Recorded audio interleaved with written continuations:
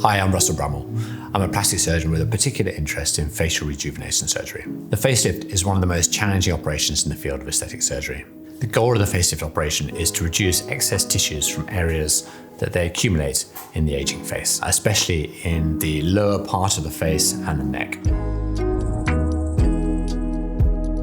To perform the procedure, we need to first gain access to the soft tissues in the face by making an incision around the contours of the ear. We start in the hairline just above the ear, around the ear cartilage, behind the tragus of the ear, in front of the lobe of the ear, and then up in the crease behind the ear and over the hair behind the ears. When the wounds heal, the scars are usually barely perceptible.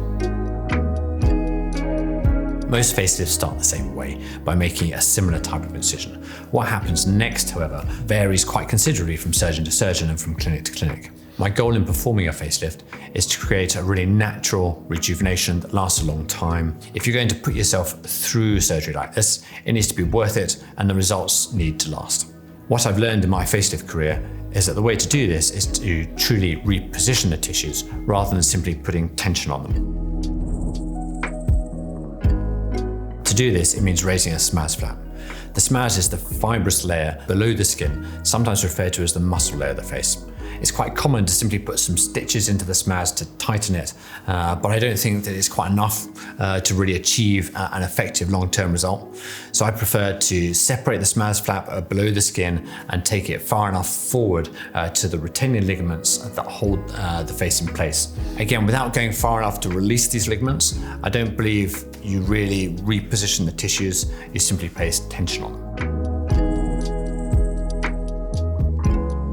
You're probably starting to get an appreciation of the importance I place on repositioning tissues rather than just placing tension on them. A lot of patients who want a facelift come to me and put their fingers in front of their ears and place tension on the skin to show me the sort of result they want to achieve. Putting fingers on the skin and stretching it back a bit is an example of putting tension on the skin.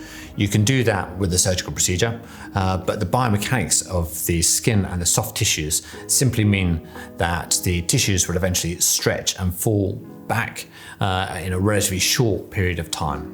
Most of our patients want their facelift to be a once-in-a-lifetime event. Using my approach by going deeper into the face to release the retaining ligaments and reposition the tissues is a more complicated and time-consuming way of performing a facelift, but it's the best way to get the best results for my patients, and I would rather dedicate more time to getting them the best results I possibly can. What we do in the neck really depends on the patient. Their own anatomy and what the patients are wanting to achieve. Sometimes we will add a bit of liposuction under the chin to reduce some of the fat here. When patients want to achieve the best possible improvement in the neck, especially when they bend their neck forward, we need to do something called a deep anterior neck reduction.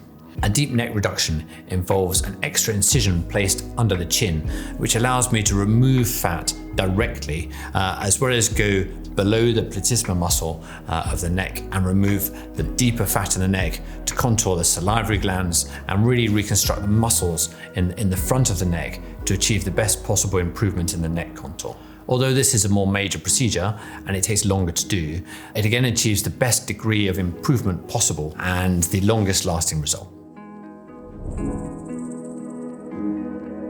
No surgery is without its risks, and that is true of facelift surgery as much as any other cosmetic procedure. When a patient comes to me for the first time, I want to make sure they really understand that and know what they're getting themselves into. I want to let them know what the procedure is like, what the recovery is like, what I can improve and what I can't improve, and ultimately what can go wrong. When you've made the decision to go ahead, however, it's then over to me to do everything I can to get you the best result possible with the lowest risk of complications.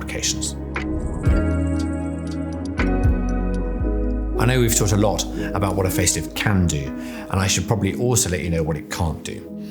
So although it's good at removing excess tissue, the facelift doesn't do anything to restore the volume that's been lost from the face. And so most of our patients who want to achieve a comprehensive rejuvenation will also choose to have some of the volume replacement injections to restore some of the youthful softness the face loses with age. Whilst the facelift removes excess tissue, it also doesn't change the quality of the skin that's left behind. Again, many of our patients will choose to undergo some laser treatments to improve the quality of the skin, either before or after their surgery. At McKeown Medical, we work together as a team of experts, all with our own specialist areas of expertise, to help deliver comprehensive aesthetic care and rejuvenations to patients who choose to trust us with their appearance.